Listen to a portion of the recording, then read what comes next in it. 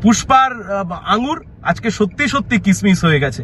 যারা গণতন্ত্র নিধন যজ্ঞে সামিল হয়েছিলেন তারা আজকে গণতন্ত্রের উৎসব থেকে ল্যাজ গুটিয়ে পালিয়ে গেছেন। স্বেচ্ছায় তিনি নিজেকে গুটিয়ে নিলেন, না বিজেপির সাথে সমঝোতার তিনি বার্তা দিলেন, না তার দলের অভ্যন্তরীণ ডিসিশন তিনি মানলেন।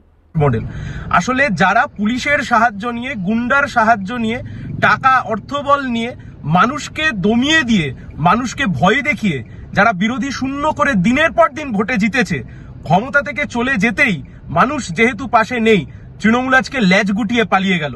শুভেন্দু অধিকারী মহাশয় জাহাঙ্গীর খান সাহেব সম্পর্কে যে কথা বলেছেন, তিনি সেই বার্তা দেওয়া যে আমি তোমাদেরই লোক, তোমাদেরকে সুযোগ করে দিলাম। অথবা এটা হতে পারে তৃণমূল বিজেপিকে নতুন করে সুযোগ করে দিচ্ছে। যে পশ্চিমবাংলায় ক্ষমতা পালাবদলের পরেই প্রথম উপনির্বাচন, সেই প্রথম উপনির্বাচন থেকে তৃণমূল কংগ্রেস সরে দাঁড়ালো। কোন পার্লামেন্টারি কনস্টিটিউয়েন্সির মধ্যে ফলতা পড়ে?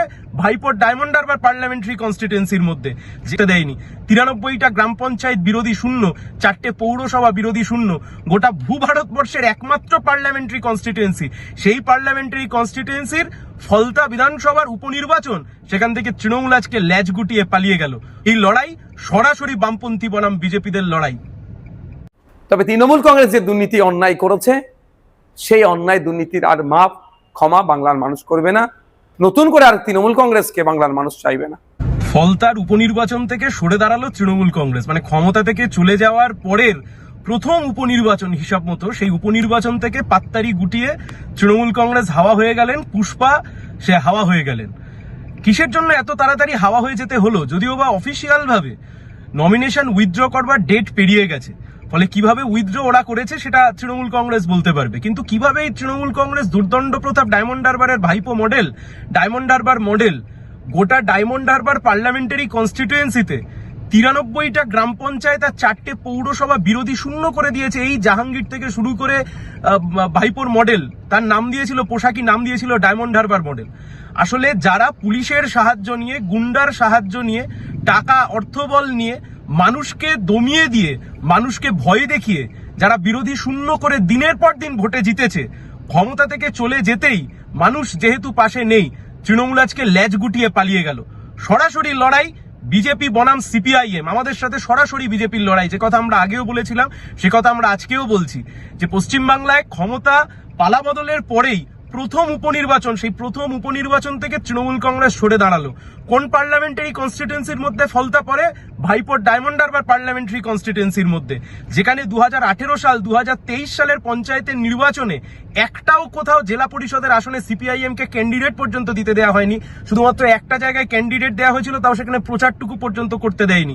93টা গ্রাম পঞ্চায়েত বিরোধী শূন্য, 4টে পৌরসভা বিরোধী শূন্য, গোটা ভূভারতবর্ষের একমাত্র পার্লামেন্টারি কনস্টিটিউয়েন্সি, সেই পার্লামেন্টারি কনস্টিটিউয়েন্সির ফলতা বিধানসভার উপনির্বাচন, সেখান থেকে তৃণমূল আজকে ল্যাজ গুটিয়ে পালিয়ে গেল। পুষ্পার আঙুর আজকে সত্যি সত্যি কিসমিস হয়ে গেছে। যারা গণতন্ত্র নিধন যজ্ঞে সামিল হয়েছিলেন তারা আজকে গণতন্ত্রের উৎসব থেকে ল্যাজ গুটিয়ে পালিয়ে গেছেন।